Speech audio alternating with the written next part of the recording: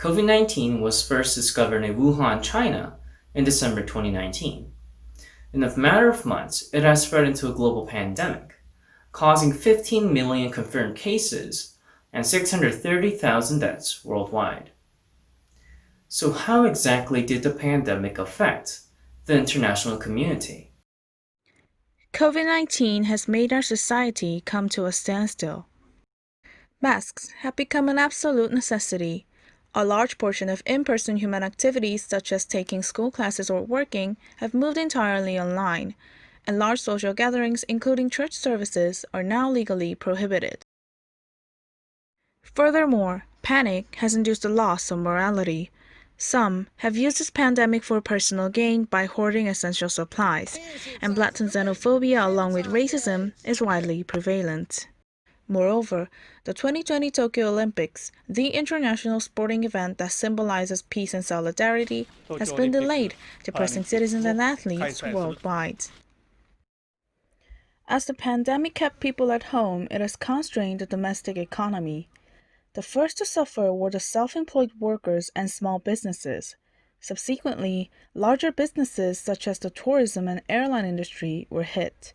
Moreover, even major companies are either temporarily closed or completely bankrupt. And all of this, in combination, has led to high unemployment rates, burdening working-class families and the broader public. Spreading even further, the simultaneous slowdown of domestic economies led to the decline of the world economy. It's a perfect storm. Stock markets, oil prices, GDP outlook, and all sorts of statistics aren't looking so good. Adding on top of that, China had to shut down a significant portion of its factories, causing an immediate worldwide supply shock. To make things even worse, the ongoing US-China trade war is aggravating existing complications.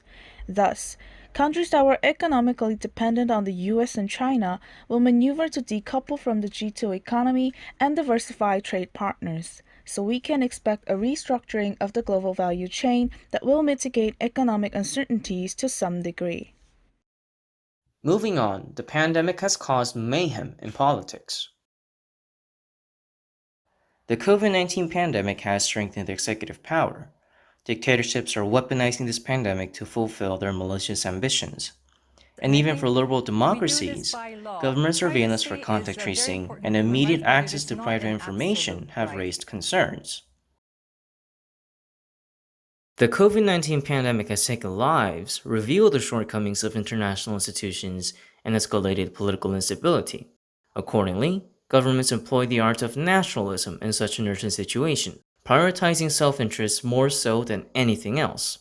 Thereafter, an every country for itself mentality instigated a global retreat of internationalism, leading to less cooperation and understanding. China received international backlash after its problematic response during the early stages of the pandemic and other issues like Hong Kong. And the US and prominent European countries held China responsible by implementing hardline policies and sanctions. But surprisingly, China has weathered the storm. While the West is still struggling to contain the virus, China has already normalized its economy. Further, China is contesting American influence in developing countries and the controversial World Health Organization by providing medical and financial aid. This means that we're beginning to win this competition not only in economic and political conflict, but also in the global containment efforts. The pandemic has aggravated the current state of affairs and vice versa. Unless we can fundamentally resolve the underlying structural issues, the societal, economic, and political effects will resonate for the time being. So how should we respond to the current situation? As individuals, the best we can do is to follow government guidelines. By maintaining personal hygiene and complying with social distancing measures, we can mitigate the social ramifications to some degree. What governments and institutions can do is optimize public health systems and develop a vaccine. It will save lives and put an end to the entire pandemic. Further, businesses will be able to reopen, increasing economic activity within borders to some degree. However, these measures cannot put an end to the broader implications. In a time where the global containment effort has been politicized by the Sino-American rivalry, we need a political solution that corresponds to the current state of international relations. To do this, the European Union and Middle Powers must exercise balanced diplomacy.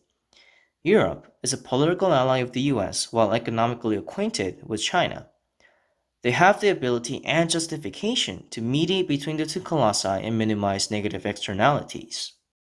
Then, we can reach a politico-economic equilibrium and facilitate multilateral cooperation in this time of crisis. This is a war on two fronts, one against the virus and one against ourselves. Even a single life lost is too many, but hundreds of thousands have perished in pain. Now is the time to put down immediate confrontations and fight together against the COVID-19 pandemic.